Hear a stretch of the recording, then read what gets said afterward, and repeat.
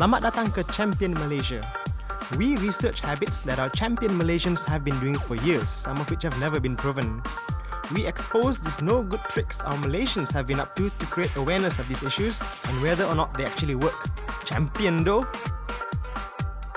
Let's take a look at a habit that we all do.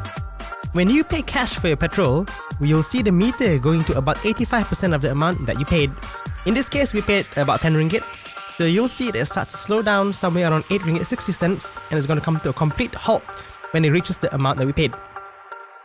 Once it stops, we usually pump in a few times to get whatever excess petrol is left, but our research shows that when it stops, pumping it afterwards gives you nothing. Using your credit or ATM card, the pump behaves a bit differently. Instead of the meter stopping at a prepaid amount, you have to manually pump it to arrive at the figure that you want.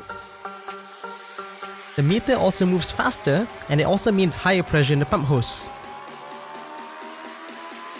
Now not many people know this, but after you pump in the desired amount, in this case 10 ringgit, place the pump back and take up the receipt and there will be some unspent petrol left in the pump due to the pressure in the hose. This does not happen when you pay for it in cash.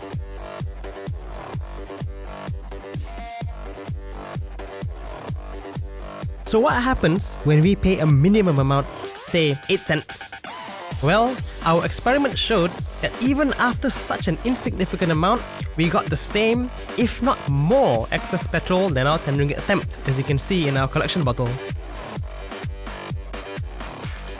Now here's where the petrol hack begins.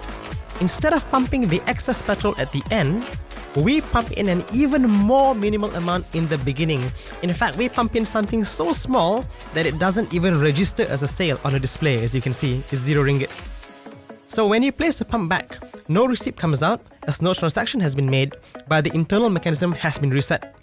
This means you can actually pump another minimal amount and repeat the process until it times out, and you can see our receipt is 0 ringgit. Now, we took this hack even further and we found out that some petrol pumps don't even have a timeout until a figure is registered. That means you can repeat the process as long as you want it. You pump a minimal amount, you control it with your right hand, you place the pump back, it'll reset the machine, you pick it up again, and you repeat the process until you could fill up a whole bottle. You could even fill up an entire tank with this. Now, if you check out the video, you can actually see the display behind us resetting every time we place the pump back. So at the end of this, we managed to fill up an entire bottle using this trick. Now, it took us a while, but it is still possible to pull off. Our conclusion is that while this life hack may not be practical to do during a very busy period when there are many people at the petrol station, when there's a long queue, and we actually film this at night to avoid all these complications, but it is certainly possible with a bit of patience and a bit of skill to make off with extra petrol for a very minimal amount or even for free.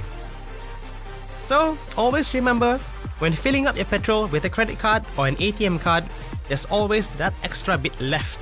And after a year, that extra bit might actually come to a very, very significant amount.